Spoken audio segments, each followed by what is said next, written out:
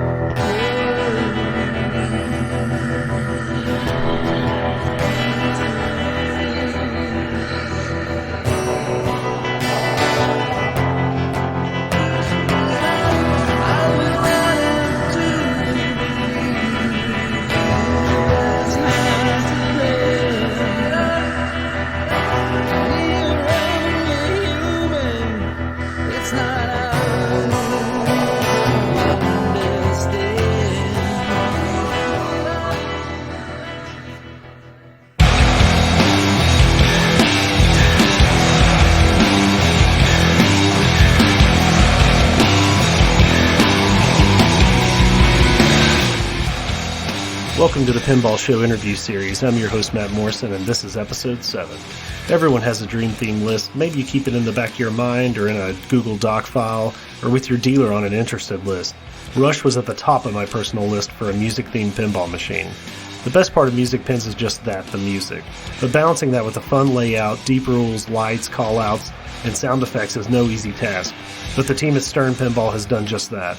I sat down with sound engineer Bob Baffy, who has taken on this near impossible task, and we talk about his history in gaming, his role on Rush, and his work on previous Stern titles. So without further ado, Mr. Bob Baffy.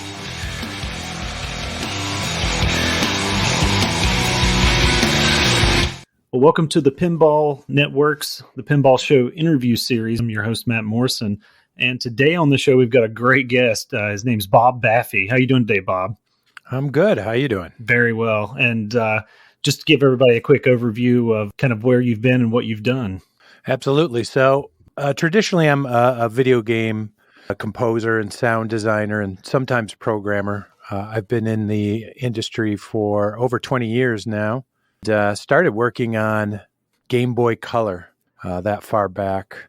And some systems like Super Nintendo, PS1, 2, 3, 4, consoles, PC, all that kind of stuff, but mainly focusing on the video game side until I started working with Stern. Yeah, I was looking through kind of your resume and some of the stuff you'd worked on, and I was blown away having Game Boy Color and PS1 on there. What Super Nintendo stuff did you do? I worked for a company called Digital Eclipse, and they did a lot of the early emulation stuff for companies like Midway and Konami. And so I think the Super Nintendo stuff I worked on were some of the collections, and it might have been even N64 that really got a wide release on, but it was like Defender, Robotron, those kind of collections. And mainly for those, it was just making sure that the emulations played the sounds correctly, as well as maybe doing some music for the menus and that kind of stuff. Yeah, that's really cool. I do remember like a Midway compilation for the SNES, so that's really, really cool. I grew up, in that era of those home consoles, so I'm very familiar with that. And obviously, when you're talking about Konami or, it goes back to the early Metal Gear games as well as the one on PS1 and a lot of great memories with just that. Speaking of emulation, I can remember playing like early PC emulators of like NES games, and sometimes the sound would be off or, things wouldn't line up. So I could see how porting those over to another system, could have its problems. Yeah, it's a real challenge, and they've gotten so much better now. And I'm actually still working with Digital Eclipse. They actually rebooted that brand, and they're doing, they call them museum quality, where they're working with publishers, again, like Konami and Capcom. They're re-releasing these collections. They did a couple of years ago, I think it was the Capcom collection. They worked on a Street Fighter re-release. Yep, the 30th anniversary one. Yeah, I think I have that on Switch. Yeah, and that was really fun because you get to go through some of the history, and luckily some of these companies are opening up their archives to companies like Digital Eclipse. And I'm lucky enough when they have those things to get original music or notes from composers. Sometimes it's in Japanese, so we have to get it translated, and it's, a little odd to follow certain things, but it's really fun. And they just pack that into these projects, which are just a labor of love. So it's fun to be a part of that. Yeah, that looks awesome. I noticed when they re-released Medieval, the PS1 game, I always loved it, and I always felt like it didn't get enough credit, and they remastered it.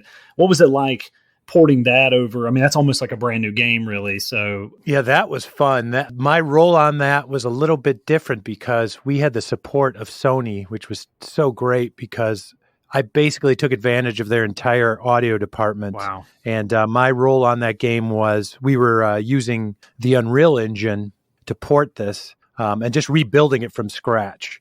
And so I was building a lot of the music systems, at least how they played in the game, and footstep systems and animation, kind of things like that Unreal didn't necessarily provide. Just kind of almost sitting back and watching all the talented people at Sony.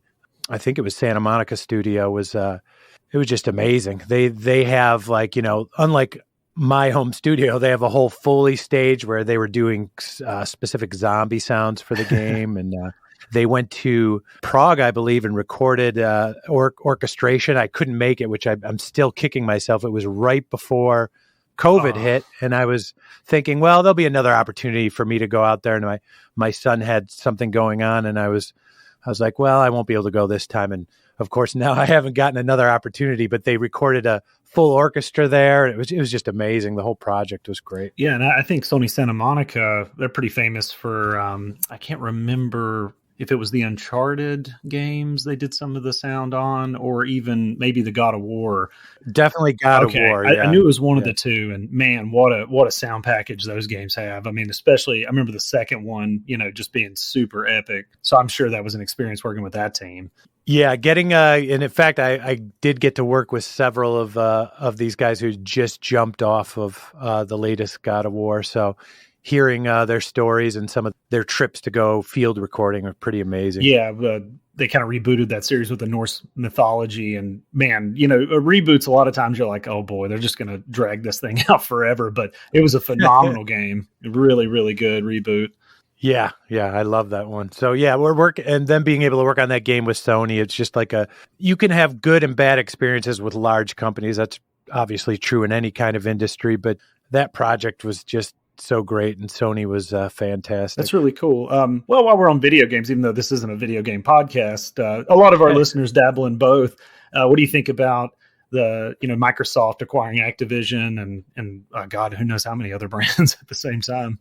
I'm optimistic on it, a little bit concerned, just because that kind of consolidation can be worrisome. I've been working on a Microsoft project and a project through an Activision company, so it'll be interesting to see what happens. I suspect that they'll be mostly hands off at first, right? And just kind of let things happen. But yeah, then after that, it's anybody's guess. I mean, there's good and bad things that can happen from that. But like I said, I'm just kind of optimistic that it might fix some of the things that Activision was dealing with. And my experience with Microsoft is they're a huge company and it's a lot of moving parts, but they generally treat their employees well, at least in the game division with the people I've talked to. So right.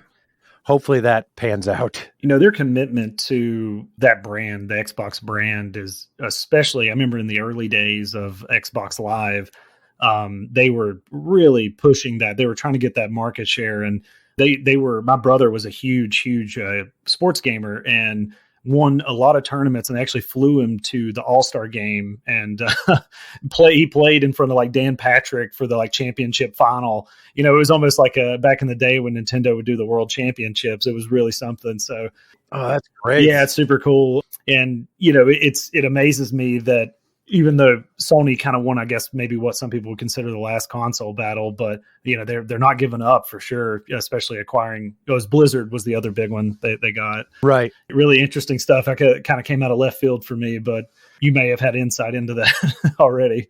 I knew nothing about it, and a lot of the people that I thought would know something about it knew nothing about it. So they did a very good job of keeping that mostly quiet. Wow. So that kind of leads us into one part of your resume. I saw, there was some Rock Band games on there, like Wii ports and the PSP one.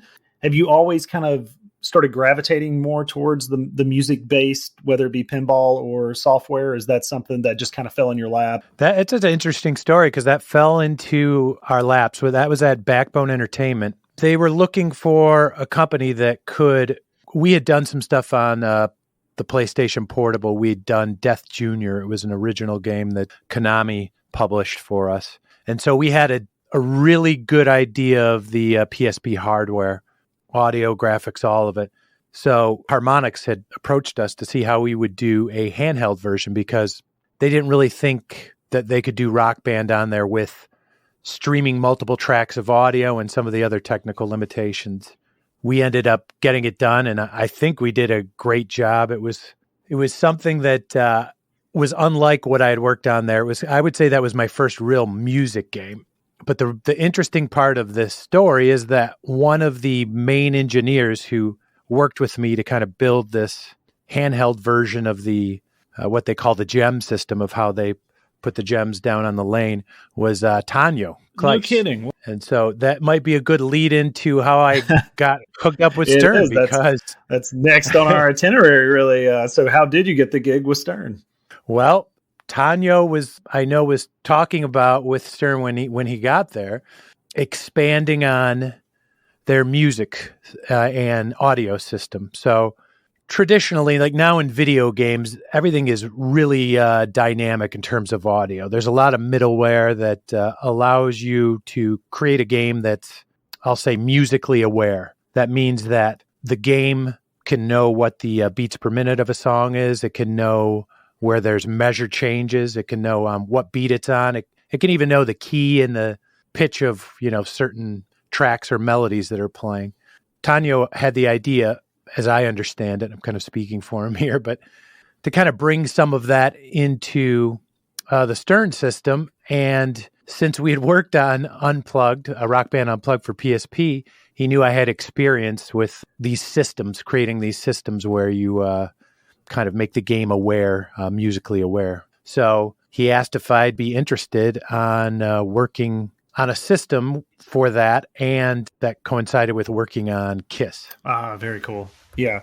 And I think Tanya is a guitar player as well, maybe, if I remember correctly. But not going back to video games just for a moment, there's a guitar learning game called Rocksmith. You could plug a real guitar into your Xbox, and I always wondered how that system operated. Maybe it's similar and tracking the notes, coming out of a guitar into, an Xbox or a PS4 or whatever. Yeah, that was an Ubisoft title, right. I think. And the funny thing is I remember hearing about it, and then I never tried it out, so I never got to see exactly how it worked. Yeah, it's pretty neat. I would say if your guitar is not intonated very well, I'd seen some issues with that. But I mean, for the most part, it works very well, and it's able to slow the track down and help you learn that way. But I don't know if it sold very well. It always seemed like it was kind of on the back burner. You would see it on fire sales, more often than not sometimes. But I thought it was a pretty neat piece of software. I love the idea of it, and the unfortunate thing is it just may have been a little bit too late in that whole game music kind of I don't want to say bubble, but like hill, Rock Band, and they were throwing so much money, both Guitar Hero, Harmonix. I mean, the amount of money that Harmonix had to spend on that Beatles Rock Band game was crazy. Not to mention all the labels, if you think about back at that time, it was before Spotify, before streaming really took off. So the record companies and these labels were sitting on masters of all these bands, and really not making great money. Everybody's stealing music, CD sales are down. And this game comes out where they're going to make a profit on licensing these masters and getting a profit every time they sell a copy of these songs on the Rock Band network. So I think they ramped up just too much, and then everybody got sick of, storing plastic guitars and drum sets in the apartments and houses. Yeah. But man, you're right. It was almost maybe a bubble of some kind, because that stuff was everywhere, for a good bit. And then you would see it traded in and kind of hanging around secondhand. But as you were saying, you came on board, I guess, into KISS. So what did you do in the development of that game? That was a trial by fire. I was working with Lonnie, and we were developing this system where I could take wave files and generate data that we needed to, tell the machine when certain musical events happened.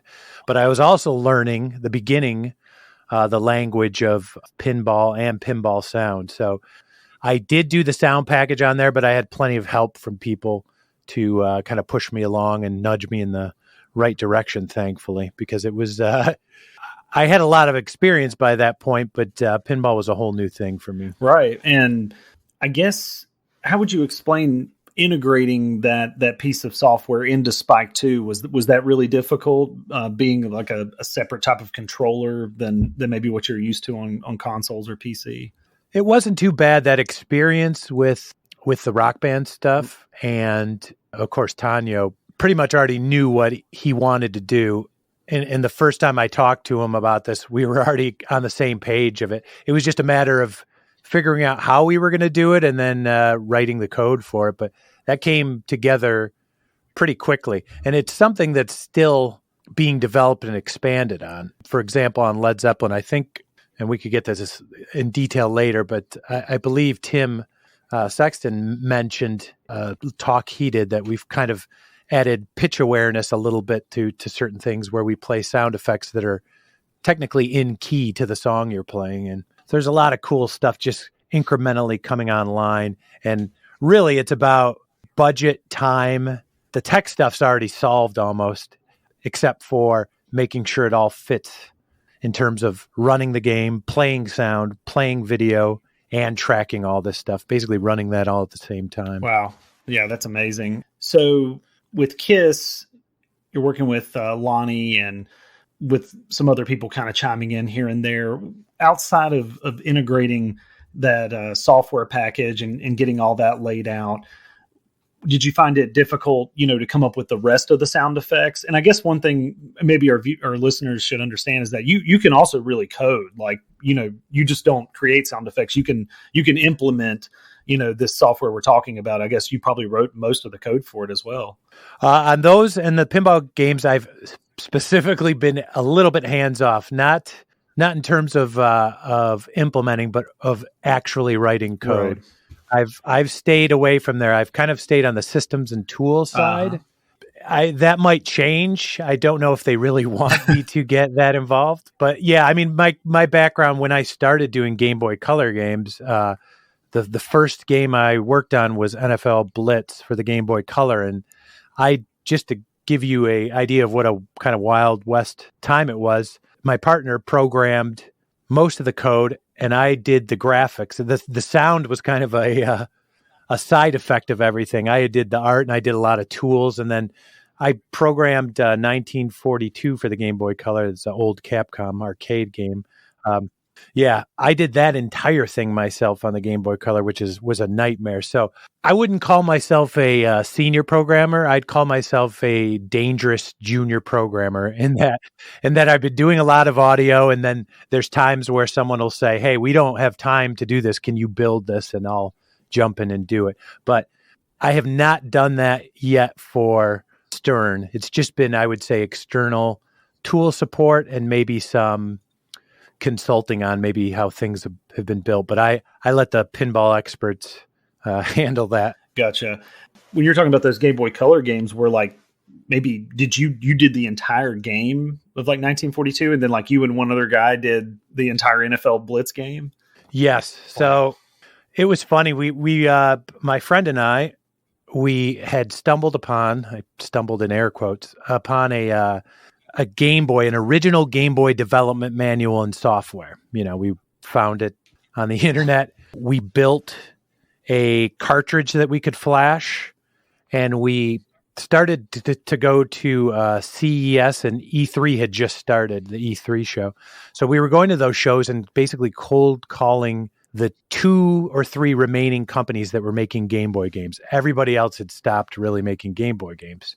But we were so lucky that, unknown to everybody else, Nintendo decided we're going to release a Game Boy Color. And all of a sudden, all these companies like Midway and Activision and all these companies are looking for Game Boy programmers, and they're all gone. So we were part of like a handful of people who knew how to program for Game Boy. So all of a sudden we were getting all these games, and they were getting so many games, Digital Eclipse at this time, that they would go to different people, and they came to me and said, do you want to do 1942? And I said, well, that looks simple enough, which was a absolute mistake. It was not simple enough. And I still remember I was flying out to the office, and the other programmer I was flying out with was teaching me Z80 assembly on the plane while we were flying there. So, oh my God, that is amazing. Well, I guess you got it done. So that's the silver lining here. But it was a battle. just don't look at it. Don't go with a critical eye there. I'm gonna go download it on an emulator when we're done. But, okay, so back to pinball. Here we go. So after Kiss, we dive into Aerosmith. Yeah, and that one, I was a little more comfortable. I had kind of built the tool set there. That was an interesting one because it was my first time I worked with Brendan Small. Oh, he was on Aerosmith. That's right. Yeah. He did the Jackie voice. Okay. And, I went from editing a bunch of Kiss VO to which his stuff always cracks me up. Oh, yeah, he's hilarious.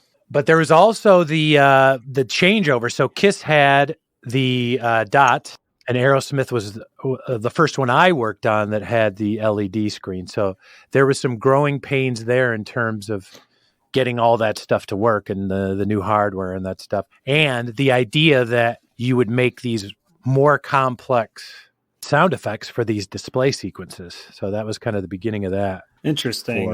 For me anyway. So how much of did you just get files from Brendan Small to kind of put into the game, or did you do any recording? I always wonder on like certain projects if you were handling some of that as well. He really is just kind of a genius in terms of all the things he can do.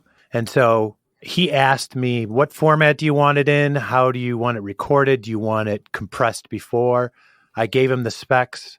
I got files back, and they were nearly ready to go. I do some post-production on them just to get them to sound better in the mix there. But essentially, he delivered a near final product himself. He's got he records all that music for his shows, so he's got a full studio, a decent, yeah.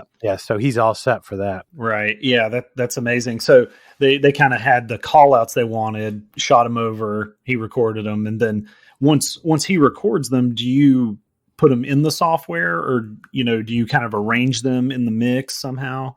Yeah, so usually what the process is I take however the files come, I post-process if there's any. He will, and most places will, deliver multiple takes of a line. That's just kind of a standard for TV, video games, or any kind of thing. So you have a choice, or you can have multiple reads of a line. And if there's like pops on the microphone or noise, I'll do noise reduction. I'll do an EQ and a compression pass to make sure all of the lines that we're using are perceptively the same volume. And from there, then you start putting them in the game. And until you kind of trigger them and let them sit in there, you don't know how they're going to sit in the mix. And it's kind of an interesting thing because a line that you really love just might kind of die when it's on the table just because of the read or the way the words hit. It just kind of gets buried in there. So there's tricks you can do to fix that. But until you kind of live with those VO calls, you can't really fully say you've mixed it. So we do a preliminary mix at first to put them in, and then you just start picking pieces that maybe don't work that you need to boost, or you need to take out and abandon, or use different ones.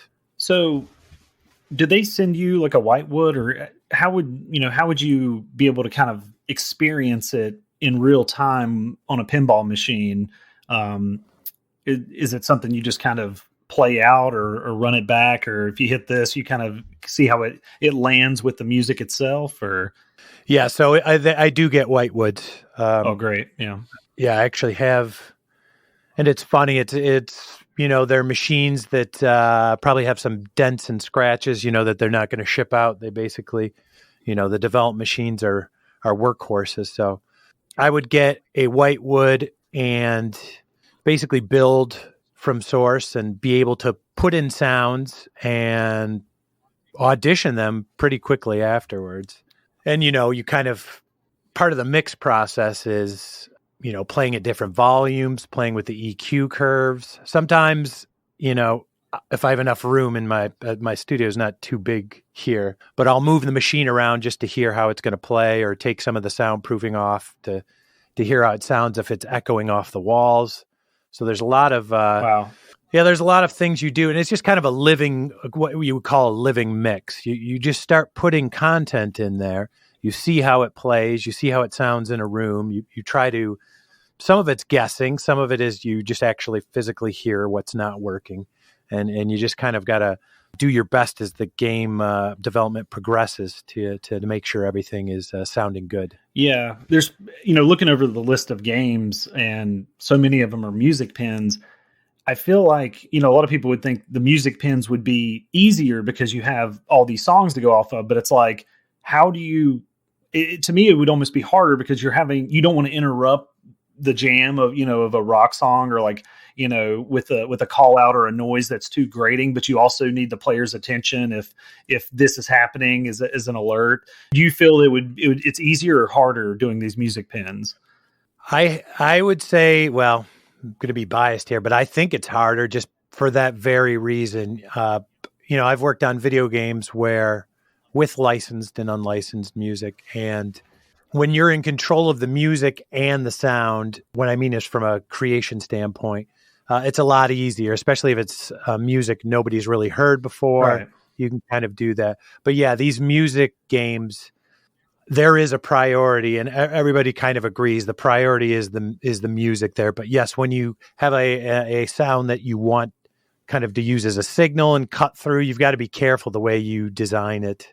There's definitely, I would say, it's still a learning process for me. There's sounds that when I'm designing them, I think they're going to work a certain way, and then when I put them in the game, they just fall flat, or they're just too loud or too annoying. They just don't play right. So it's a lot of revisions and a lot of changes that way. But the focus always is, and I think always should be, on kind of putting the music first and the band first. Yeah, the more I think about it, I was thinking about that on the way home. I was like, man, that, you may not have to generate as much content, but the trial and error of the content you're making and overlaying that on top of the songs that people are wanting to hear, that revisionment would take forever. Like I could just imagine, like I would second guess myself to the end of time doing this, Well, and then there's a further complication because you have IP holders, you have band members who are smart about audio. So when they listen to a mix, they have their own opinions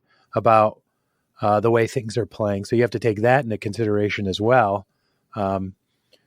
Because, some bands want their music front and center. They don't want to even hear the VO, or maybe they're not familiar enough with pinball to really understand, the role of all these different sounds. So it's a balancing act. Yeah. Did you get any dirty letters from like Gene Simmons or Paul Stanley or Joe Perry? They were surprisingly hands off. I will say that, and this is third person information because I really don't know any inside dirt on it, but from my knowledge, I think they care mostly about how they look on the illustrations of the table. That seems to be the common thread. They're like, no, my nose isn't that big, or my hair doesn't look like that. And they do that. But no, Gene Simmons was didn't really have any input on audio. I did on Led Zeppelin. It was funny because we sent a demo just for them to check. That's a normal thing as you're building the game. You're just sending the rights holders kind of videos or demos of what you're working on. And I had not mixed this part of the game yet, but I did it, and it was just too late for me to really fix it. And Jimmy Page's camp said, this isn't mixed right. I was like, oh my God, he picked that out immediately. Wow.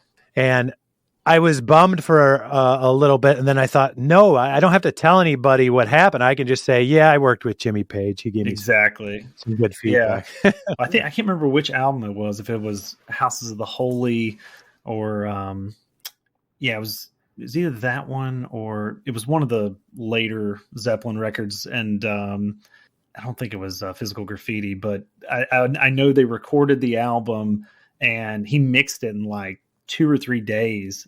Like he needed an extra day in the studio, and the Rolling Stones were doing the studio like the next day. And they were like, oh, did you get, the tracks laid down? He was like, no, the album's done. Like, there it is. Like, so I'm assuming he probably knows his way around a mixing table. Well, I was surprised. I didn't find out until recent years of how many uncredited like sessions he did, like where he's a guitarist on a famous record, and I'm going to forget some immediate ones, but he was doing a lot of uncredited guitar work on a lot of popular songs. Like it was a studio guy for a while before. Yeah, I think before even Led Zeppelin. Was it before the Yardbirds? Yeah. He was a session player. Yeah, that's super. That's crazy. That's a great story. Yeah, I worked with Jimmy Page.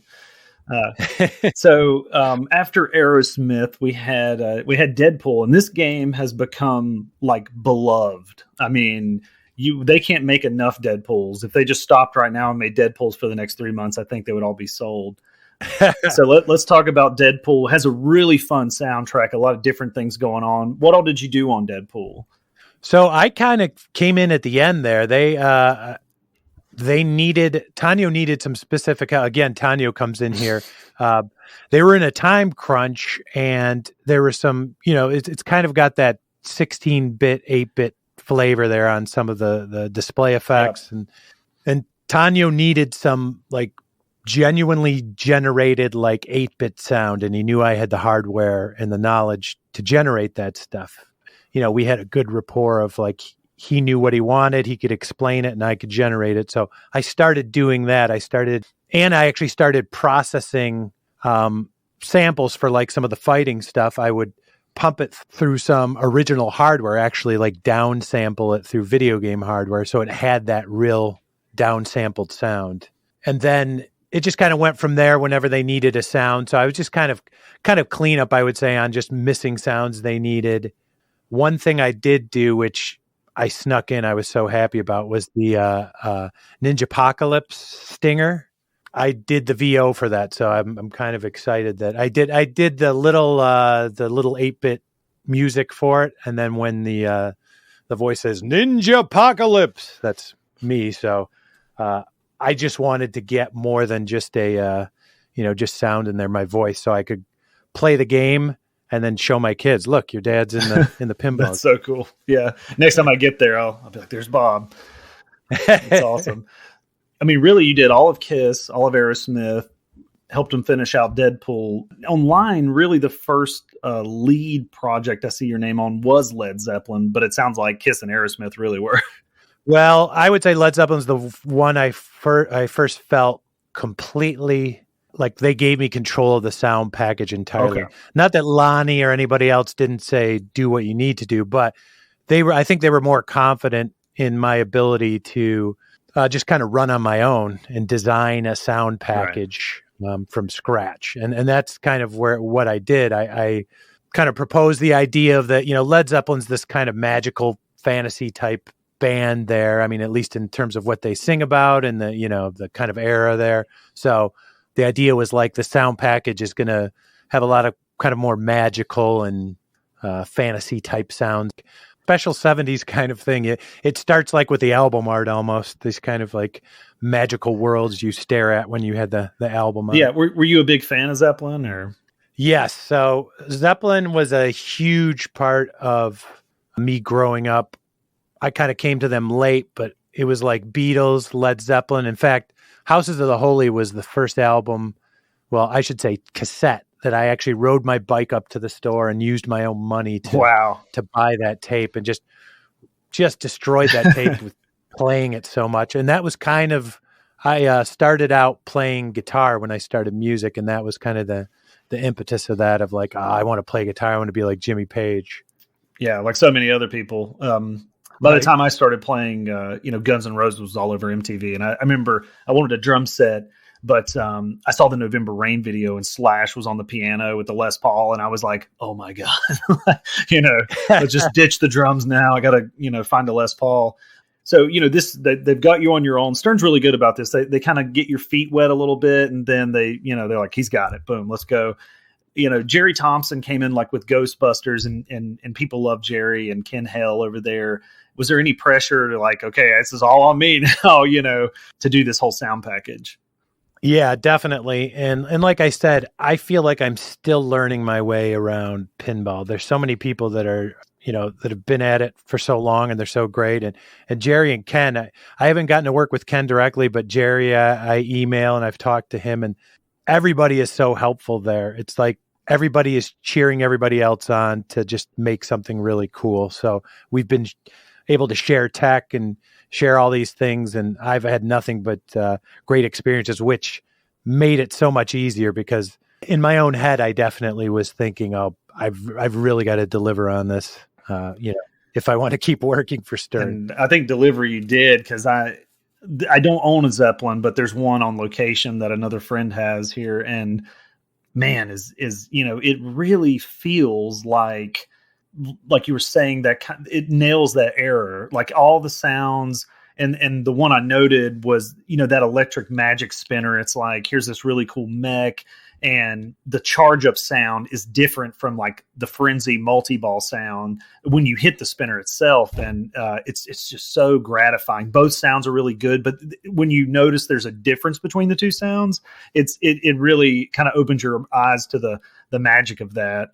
Oh, I appreciate that, because I will tell you something. The bane of my existence right now on pinball is spinner sounds. Oh man, you've got them down already. We'll get to that on Rush here, but yeah. And let me ask you this on the spinner sound: how hard is it to get the RPM of the spinner and how the notes go faster or go slower? Is that difficult to do?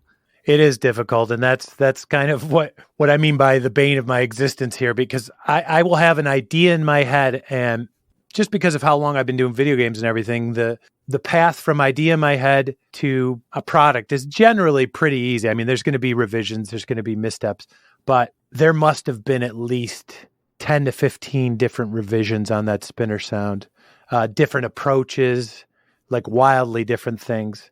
And I had just about given up before I got to that last one. And thankfully, Tim and I believe Raymond help out on that one, but just kind of were working with me to get the spinning, like getting a limiting on the amount of spinning and how we pitched things up. And exactly, we kind of built a lookup table that would traverse these samples so you would get that kind of pitch curve.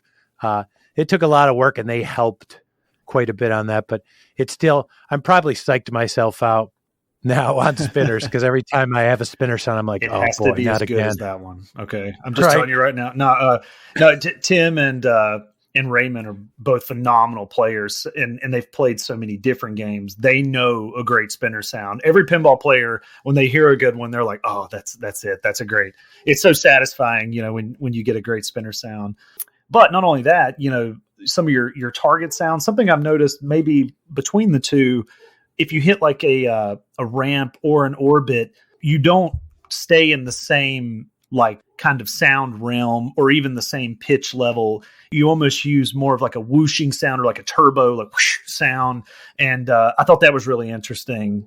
Is that kind of conveying the motion of the ball and getting that out? Yeah. And I really wanted something that kind of spreads across the sound field there, because of the thing we discussed where you're focusing on music and you want that. There's certain opportunities I want to take in the sound effects that won't necessarily step all over the music, but it can provide kind of a sound bed underneath that at least gives you some satisfaction. And like you said, a sense of motion when you bring the ball there. So I kind of fell in love with that idea of these long whooshes with really complex things underneath. And, my thought is like, hopefully people are listening and maybe they hear something different each time they hear it, kind of just a little piece of it. I think that's accurate. Especially when we get to Rush, we'll go into that a little more, but it's interesting. Like, it's so hard to describe a sound. Like, as a guitar player, if you're trying to describe like a Les Paul through a Marshall, it's like, well, it just has that sound, or like, like Edge's delay sound in U2. It's like, oh, it's that like 30-second note. Like, it's just that delay sound. You can almost describe it better by describing the track or the person, but it's like, how do you convey certain feelings through a sound, and how do you land on that? Like, well, this would be a good target sound, or this would be a good, drain sound, or whatever it may be. Yeah, that's a tough one, because I've been doing it for long enough where I don't know if I'm not talking to somebody about it, I don't really have a language for it. Right. I just kind of know what I want it to sound like. And so I'll play the game and I'll think on it, and I'll think about the overall theme I'm going for. Like, just as an example, a contrast for Led Zeppelin was more fantasy. Rush, I wanted a kind of a higher tech sound. I wanted it to tie into the Time Machine idea and the more kind of synth sounds that Geddy was using on all the albums. Like, I was taking emulations of like Mini Moogs and Jupiter 8 and some of the hardware he was using on the albums, and I was trying to generate these synth pulses and laser sounds like that to kind of give that feeling of almost to kind of be another instrument of the music, where it was like it fit in that range of music. And now that you mention it, especially on Rush, I'm not sure what you used on the Rush targets, but I can't describe it. It's something I've really never heard in a pinball machine, but clearly some of those noises, you kind of move the pitch up. That way it's not riding in that zone of where the music normally is with a band like Rush. It's almost like it catches your attention. You hit the target and it's gone. Right. Yeah, there was a idea on that one to, like you said, kind of like pop above the music. And I've also was playing on that one with adding really low end to kind of just give an extra pulse with the actual hardware hit sound. I'm still experimenting with that stuff, and there's going to be some revisions on not necessarily those target ones, but I'm still kind of playing with that. It always happens. I commit to something, we live with it a while, people seem to like it, and then I go back to it and go, nah, I could do better. Right. Well, any good, I think, artist or coder, no matter what it is, it's like you always think you could make it better, but at some point you have to say, you know what, it's really, really good. It's good enough. And if I get time one day, I'll go back. But so one last thing on Led Zeppelin, we see Brendan Small's back again, right? Doing voiceover. Yep. How was it working with him again? I mean, is it just always like pro level, or? It really is. He was working on a pitch for, a TV show or something. He's got all kinds of stuff going on. But in between that, we basically sent him a script. Less than a week later, I've got the files, and it's perfect. And it was funny on that one. We were having a little trouble convincing the Led Zeppelin camps that you even needed VO for the game. They just don't really have, some of these bands don't have the background in pinball, or at least modern pinball, so they don't really understand why is there even a voice in this. He's such a pro. He did 2 reads. He did 2 different characters. And then we decided on the idea. He did a set of revisions for us where it would be kind of one character, but then based on the mood, he'd ramp it up and do a different read. But it was kind of this, and I think Robert Plant is the one who liked it most, this kind of staid, almost droll British voice for some of the reads, especially some of the lower energy stuff. You get this very standard British. I'm sorry, I don't know the actual breakdown of the accent there. Is it one of those things with Zeppelin where was it hard to work with the band, or, they just weren't really that interested? It's like, cool, they're making a pinball machine, but whatever. I always feel some sympathy for these bands because there's lots of layers, and understandably so. I don't know if protecting is the right word, but protecting them. They get, and especially Led Zeppelin's notorious for this, for not licensing a lot of things out. I'm sure they get daily just so many requests that don't even make it to the band because their lawyers and their managers say, yeah, they're never going to be for this. So I was surprised the amount of access we got to them and the amount of feedback. I think it just took a little bit for them to trust Stern, to trust a company that was not going to tarnish their image, so to speak. Sure. And so it just took a little bit back and forth. And Stern, their licensing people and everybody there are just such pros at that. They just navigated that perfectly. I rarely have any direct interaction with them. That changed a little on Rush, but especially if with the VO being done not by any of the band members. So it's I kind of get thankfully shielded from that. Right. Well, while we've been, a lot of the listeners are probably saying, who the hell is Brendan Small? And I've noticed, I was a fan of Home Movies and Metalocalypse, his shows, and the band Death Clock. But do you know how that relationship came about? Why, how Brendan Small got involved with Stern? Or I don't exactly know. I know that he loves pinball. I know that he knows somebody at Stern, and I don't know if that's through pinball or he knew somebody in that. I don't know that relationship, but there is a strong relationship there. It was obviously there before I got to Stern, but they love him. He's so reliable. Right. That's the thing about Stern. If you are reliable enough and you can kind of run on your own and technically capable, you just do great there because you fit into that machine so well. Right. And Brendan does perfectly that way. Yeah. He just, send him and of course it helps, like you said, that he's done these shows, these cartoon shows. Yeah.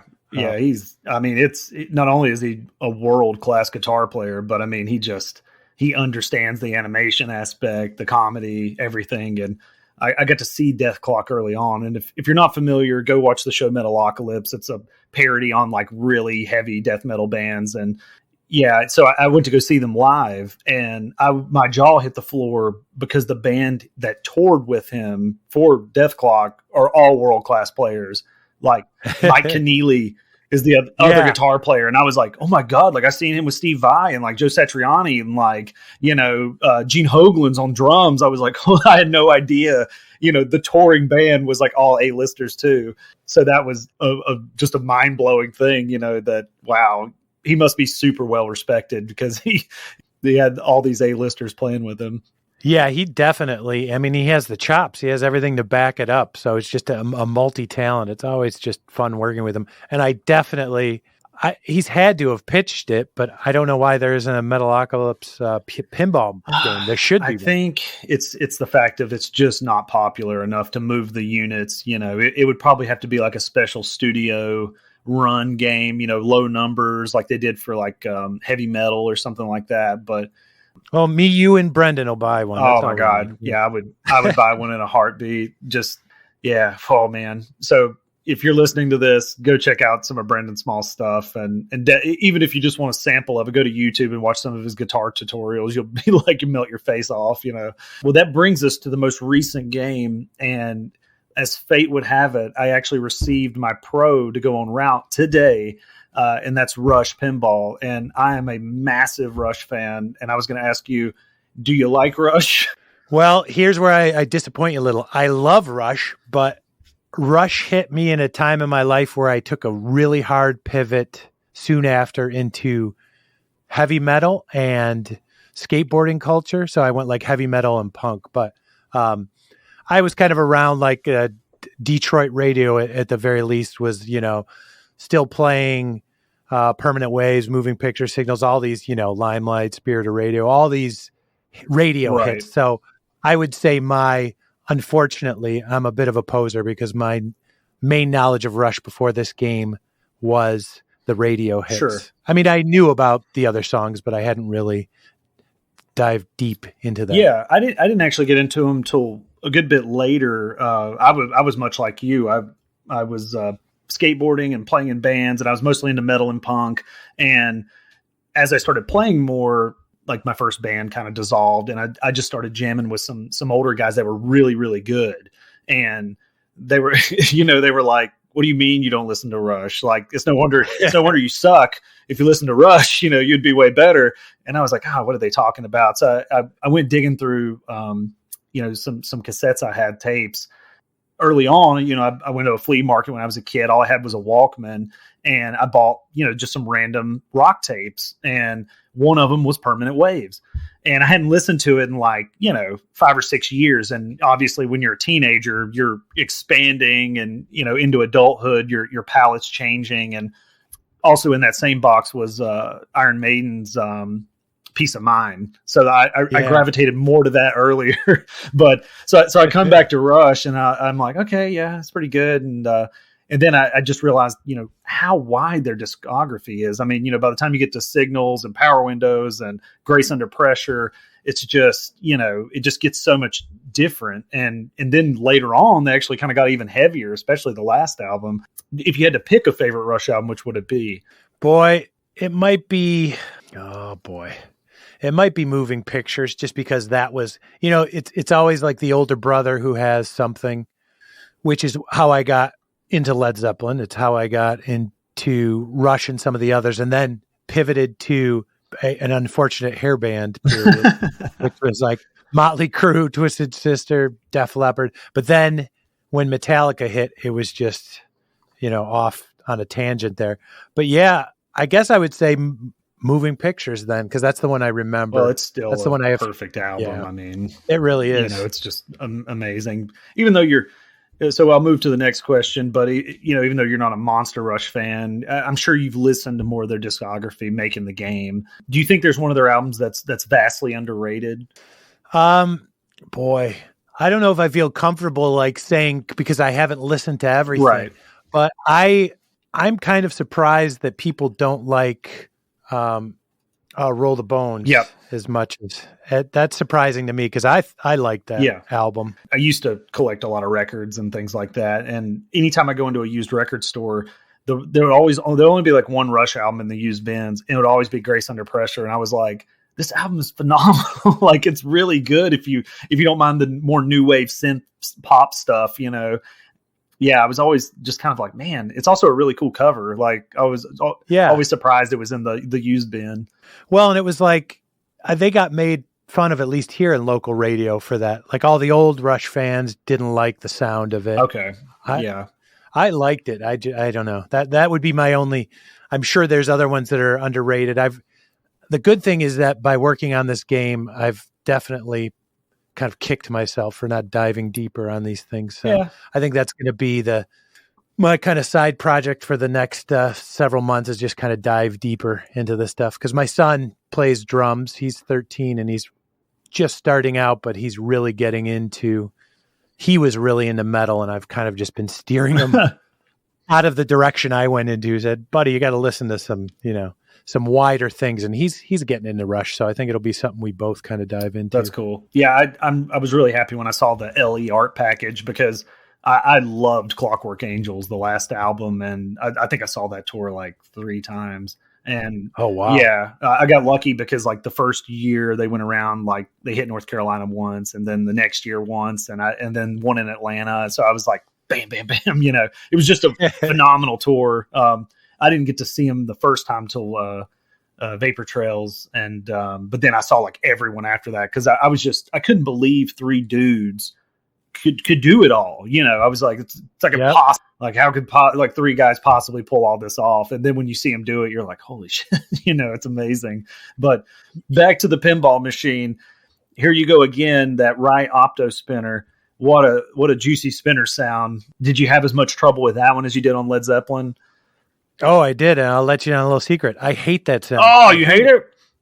Well, I'm still too close to it. I'm still in the period where I'm like, I can't nail this. The idea I had to do it has eluded me. And I'll probably come around to it, and you telling me you like it makes me feel infinitely better already. Yeah, well, I don't know. I'll rip it some more. I got the game literally today. I have some of those deliveries at work, because my house is a pain in the ass to deliver to. So I just have them drop it at my work because it's way easier. And I just went ahead and immediately unboxed it, and very little got done the rest of the day.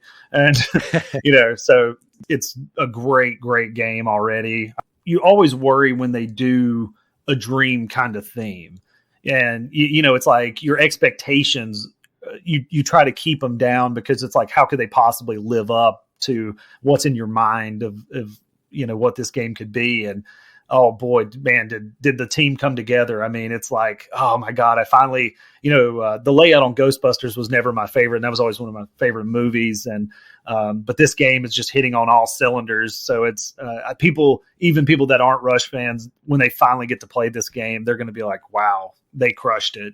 One thing on the stream people kept commenting about was the Vuck eject noise. I don't know if you've heard this yet. Oh yeah, it's already changed. I noticed that. Okay. I was like, I'm not hearing it. And I listened to the stream and I was like, okay, there it is. But I will tell you, when I listened to the stream, I went and I was like, okay, I see it. It is a different kind of sound effect. I don't know why it was super grating for some people, but I went to Avengers and I was like, on the premium, it has the Vuck up kick. And I was like, what does that one sound like? And it's very much like, like it's a similar kind of pattern almost, And I was like, for some reason, the Rush one, I guess because the ball's coming in and out of there so like more frequently, they like people picked up on it. But so did you guys pull it completely, or I didn't notice what the sound effect was now? So when it was kind of like on the bubble there, it was sitting in the game for a while. It was playing. Some people were ambivalent about it. I wasn't sure. I kind of wanted this mechanical and the beeping noise to be kind of like machinery, like a time machine or, any kind of stuff like that, and kind of hint towards that with the synth stuff. On the stream, because of the compression, I think it just really stood out. So when I heard it on the stream, I was like, oh no, that does not play well. And then Tim was like, yeah, some people were commenting on it. And I was like, I've already got a revision. Check it out. And so it's a whole new sound. It's a different sound. And it seems like, and maybe it's just me, but I feel like in the mix on Rush, the call outs, some of the sound effects are bumped a little higher in the mix. Like I hear Getty and Alex's call outs a little more clearly than say maybe Brendan's on Led Zeppelin. Was that intentional because you thought maybe they were stronger than what you had, or the fans would like it more? Yeah, so the thing about the voiceover session, it was during lockdown still. So I wasn't able, they had a VO session in Toronto, which I wish I could have went to, but luckily they patched us in through the internet so we could listen. And probably one of the most enjoyable sound sessions I've been a part of, because those guys, Alex and Getty, are hilarious. And they gave so many hours. If you see that video, that promo video they did where they show them recording the VO, none of that is staged. I have a bunch of extra VO that will never make it into the game, unfortunately, but of them goofing around and making fun of lines. Oh my gosh. Misreads and bloopers. And they're just high energy the whole time. They were doing alternate reads with like kind of more inside Rush stuff that we ended up using, that we couldn't have written. They just kind of riffed on them and improvised. And it was just fantastic. And Ed Robertson, the guy from Bare Naked Ladies, he directed it and just got so much great stuff out of that. And we were so lucky that he's a pinball fan, because I'm not sure the VO would have come out the way it did. He wasn't involved. And of course, just the guys from Rush are just great. I mean, that's the stereotypical thing of Canadians, right? But they kind of proved it there. Yeah. Well, if there's any way that extra stuff could sneak out, the email address is mtmpinball@gmail.com. I would love to hear it. But yeah, no, the one call out that every time I hear it, I crack up is like a friend that owes you money, that one always cracks me up. There's a lot of really good ones in there. And there's obviously more cool kind of laser synth noises and turbo whooshing kind of noises, like I mentioned before. But I feel like on Rush, they're riding perfectly in the mix to where I'm fully hearing the songs, the sound package, but you get that excitement from hitting a shot, and it really comes through. You're getting the pinball feedback you want, but also not losing the magic of the music. How much time was spent on layering that in? And I'm sure you're not maybe 1000% done, but was Rush more difficult, being that you had so many call outs and different things like that than Led Zeppelin? Definitely. It's definitely harder. It's definitely still in progress. We spent a lot of time on that, and there was a lot of different opinions on it. We tried a bunch of different ducking techniques, and we're still kind of playing with that. What I'd like to do in the future, this is kind of one of those future dream projects, is to kind of introduce something we've been doing in video games for a while, which is kind of a dynamic mixing where you do ducking based on frequencies, not just volumes, but you kind of do a more dynamic mix. The problem with that is it's very CPU intensive. So that, like I say, it's kind of a dream thing. But for Rush, it's kind of like just a balancing act where you're trying to get everything. Again, the music is the main star of this. You also want to give fans and players the joy of all the VO that's been recorded. The difference with Led Zeppelin is we had such a small amount of callouts compared to like Rush or any other game that you just want to be able to hear them. You want people to be able to enjoy that stuff. And then the sound effects, I really wanted those laser sounds and some of the other stuff to cut through. And, I was trying to recreate synth patches from some of the more famous songs and sneak them into some of the display sound effects. Right. And so that's all competing. That's all competing for headroom. You don't have a ton of, the speakers are good, but you don't have control of a mix like you might when you mix for video games. They always say you do a mix for a 5.1 or a 7.1 system, and then you also mix for tiny TV speakers. You just want to make sure it sounds good on a range of things from the top end to the bottom. This is fixed hardware, based on the speaker systems, but it's still so difficult to compete with everything in the game and then the actual mechanical sounds of the game. And then also not being able to control where this machine is, whether it's in a home or it's in a noisy bar with 10 other pinball games. So yeah, that's another thing where I still struggle and I say, I should have mixed this different. And I kind of do a different in every game, but I would still say it's still in process, but I am glad to hear you're hearing some of the goals that we're aiming for. Yeah, I think you're really, really close. It's hard to, as somebody that has recorded music and done things like that, I wouldn't even know where to begin with this, and to critique it is way out of my range. But it just as a pinball player and listening to it and enjoying the game, I'm like, well, what would I change? Would I change this? But maybe I don't know. The more I play it, the more I like it. So that's always a good sign that normally. When there's a honeymoon phase when you first get a game, but I was really today trying to focus on the sound because I knew we were going to be talking and the mix and the different effects that are happening. And the more I really honed in on it, the more I liked it, the more I enjoyed it. So I think my LE should be here next month. I'm actually going to put the headphone adapter on it because I want to really take it all in. Oh, excellent. Well, I appreciate that. Yeah. Like I said, I still, even though I've worked on this many games, I still feel like I'm just scratching the surface of kind of the language of sound on pinball. And even though I've gotten support from people who have done sound for pinball and, all the engineers and everything, it's just kind of a unspoken art for a lot of this stuff. And you've really got to just go as a sound designer, you got to go in and you've got to create. And you've got to make mistakes. You've got to learn, what people like, what you like. A lot of times I'll do something and it just does not hit with the rest of the team. And, I could explain till I'm blue in the face of why I think, it should go this way. But if there's 5 other people who say this doesn't sound right and they can't even explain why it sounds right, it doesn't matter because it doesn't sound right.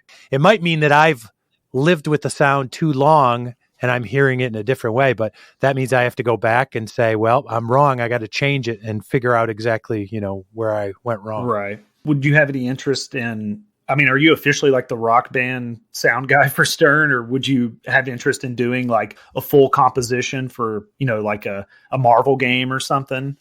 Yeah, I would, I would be perfectly happy being the official rock band guy for there. And I'll say that in the hopes that maybe it'll just come true if I keep saying it, but I would be fine with anything. I've fallen in love with pinball from somebody who didn't play pinball, and now I just have a huge respect for not only the mechanical, the engineering, the process of development, but the community itself is just amazing. You're familiar with video game community, and I love that, but there's so much toxicity in there from just a bigger audience. And Of course. I've been to, launch parties and competitions and stuff, and just met some fantastic people, and they've been great to my kids, and they've, helped them learn to play better, because I'm not a great player yet. But it's just been a wonderful experience. So honestly, Rock Band stuff would be great if they gave me, the Paula Deen cooking pinball table. I'd gladly do that too, because I just like working on pinball games now. If you get the Paula Deen game, can you make the spinner sound just be like butter, butter, butter, butter, butter, like just more butter? Yeah, absolutely. Okay, but actually, just go ahead and make that sound effect. Send it to me, because that's going to be like the intro to all my shows from now on. A butter, butter spinner, butter, butter, butter, butter. Yeah, that's what I need. Is there anything that you wanted to put into any of the games that maybe the hardware just couldn't do, or maybe you had an idea that just had to get scrapped that you're like, I'm going to bring that back at some point? There is an idea I have for pinball games in general, hardware wise, and I can't tell you because they might do it, and I know they wouldn't be happy if I know. Yeah. Let's not violate any NDAs here. Okay. Let's not do that. Exactly. I'm so excited that you're part of the Stern team now. I mean, they just have the best, just an incredible roster, just top to bottom, in that whole organization. Every time I get to talk to one of you guys, it's just a pleasure. And I hope to see you on more and more games, because I think, as hard as these Rock Band games are, it seems like you're up to the challenge, and you're just getting better with every one of them. Was any of the tech you developed incorporated into the expression lighting system? Yes, there's some kind of crossover there. There's a couple technologies there, but yeah, that's part of it. If you can have a system where the music can, or I should say the machine code can say, hey, where are we in the song? And you can basically tell it anything. Where are we in the song? Are we in the verse? Are we in the chorus? What beat in this measure are we in? What measure are we in? What's the BPM? You can do all kinds of stuff, like schedule a light. Like if you could wait 120 milliseconds to ping a light, then perceptively, you might not be able to say why you like it, but, lights blinking in and light shows kind of going in time with the music just is satisfying. And that's kind of what we did also in Led Zeppelin, is like a sound effect might be like a multi-channel sound effect that has multiple pitches, multiple versions of a sound effect with different pitches. And depending on where you are in the song, it will actually play a pitch appropriate sound effect. Wow. Yeah. And I can't wait to see this LE, because like when Far Cry kicks in, dun, dun, dun, dun, I want to see the lights just exploding. Right. Yeah. I hope that's in there. Yeah. I mean, it's incremental, but it gets better and better each revision. I get excited every time I make some outlandish suggestion and they're like, yeah, we could probably do that. Yeah. It seems like nothing's off the table, if they can fit it into the time, obviously everything's on a timeline, but if they think they can pull it off, they do it, which is really cool. What, if you could do any band, what would it be? Oh, that's a good question. Let's see. Oddly enough, I haven't really thought of that. It would have been Led Zeppelin. And when they approached me about Led Zeppelin, I lost my mind. I was like, that would be the one to do. But I would love, there's no market for this. I would love to work on a Black Flag one, or maybe, just some of these old punk bands. Man, can you imagine the Henry Rollins call outs? Right, exactly. It would be amazing. Yeah, he's done so much spoken word. He'd be perfect for it. He'd be down for that. Yeah. I think you and Vinicor would get along quite well if you already haven't, with the punk stuff for sure. I mean, a Misfits machine would be really cool too. Oh, yeah, that would be great. I don't know if Glenn would be into it. You wouldn't understand the call outs. That would be the problem. No, yeah. Low voice. Well, yeah, just be like Elvis. Right. Yeah. And then he did an Elvis record after all those years of people saying he was like the punk rock Elvis. Right. Anything on Rush that, people may not know, or any, Led Zeppelin that was kind of a cool tidbit or backstory? Boy, nothing I think of offhand that hasn't already been kind of revealed by the team. The VO thing was the biggest one for me, was because I've been in so many voiceover sessions where people just don't want to be there.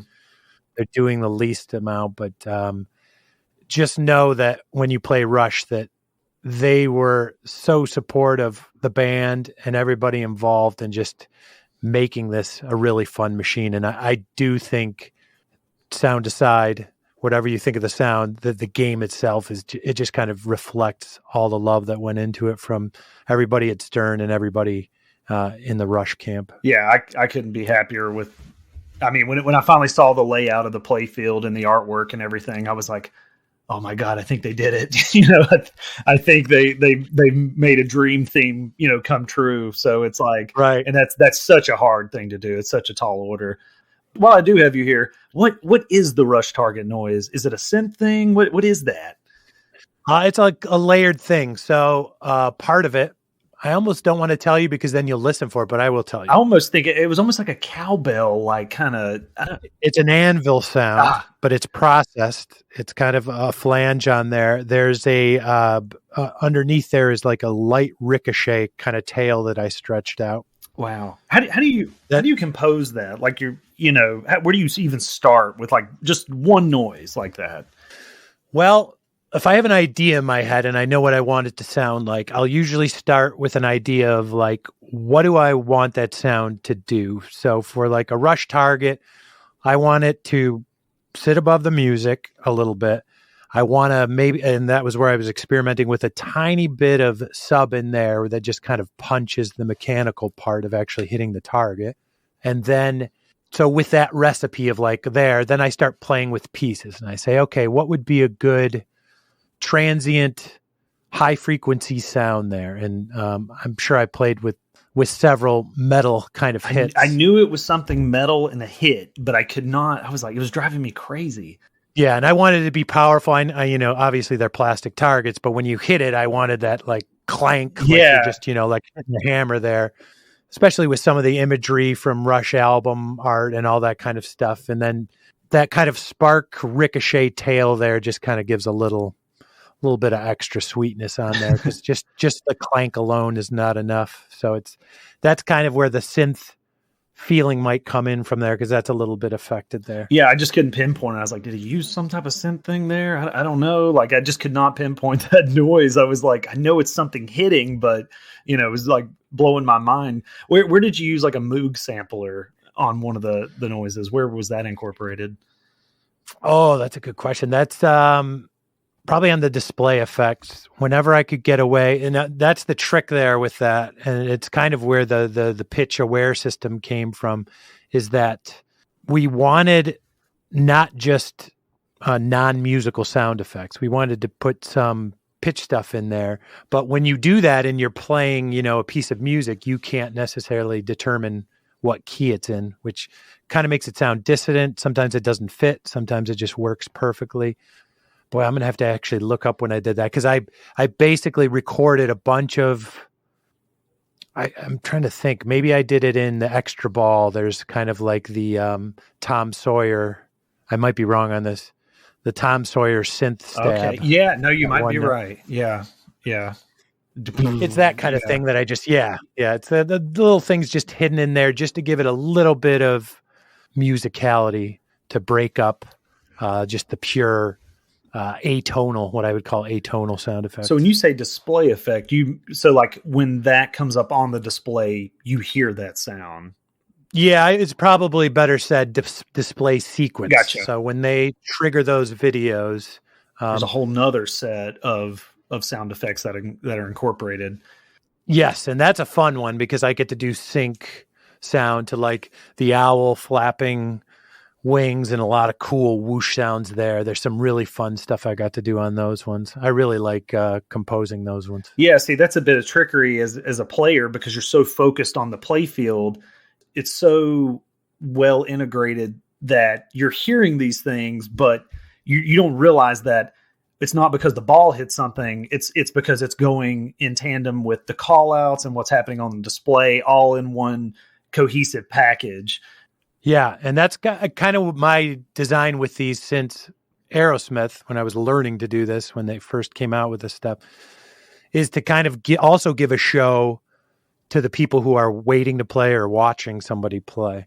And I did a lot of stereo tricks this time because the videos kind of lent themselves to that, where it kind of plays with that. So the idea is hopefully someone watching isn't just bored if they're picking their head up and watching what's happening on the display on the LED too. They can kind of get a little audio treat there. I did lose a couple balls today because I was like enamored with like the concert footage, like, well, right, it's the rotisserie chicken background, awesome, like zoink, ball's gone. Yeah, well, I think we've covered the list, Bob. I mean, it was wonderful to have you on. And anything in closing remarks? I mean, anything we may have missed or I didn't cover?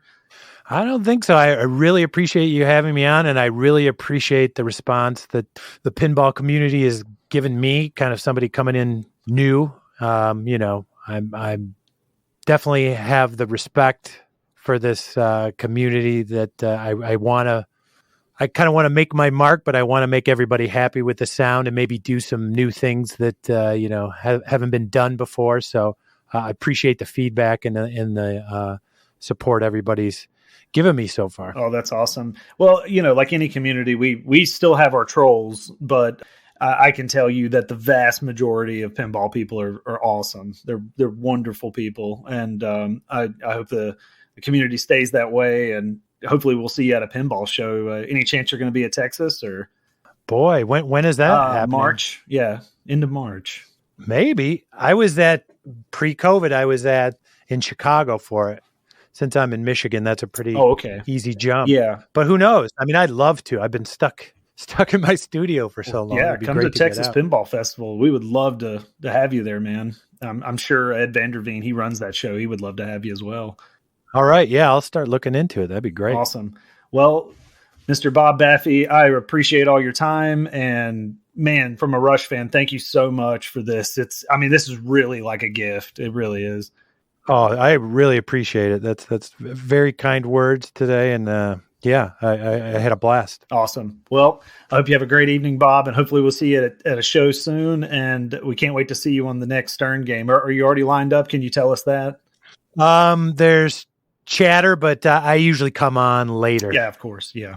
Yeah. Okay. Well, awesome. Ladies and gentlemen, Mr. Bob Baffy.